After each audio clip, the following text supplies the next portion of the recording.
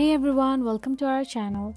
Downloading and installing Assassin's Creed 1 on your PC involves purchasing the game from a legitimate source, downloading the installation files, and then installing the game on your system. So let's get started. First thing first, you'll have to visit the Steam website. After you visit the Steam website, simply tap on the Welcome to Steam option available in the top and log into your Steam account.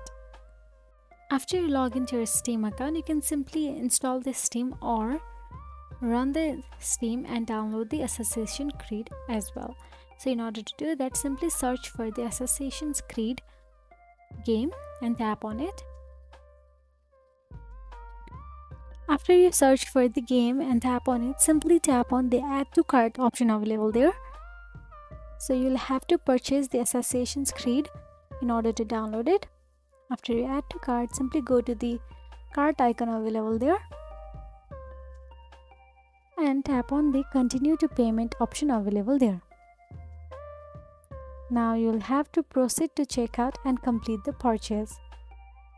So after you complete the purchase, the Assassin's Creed will be downloaded on your desktop.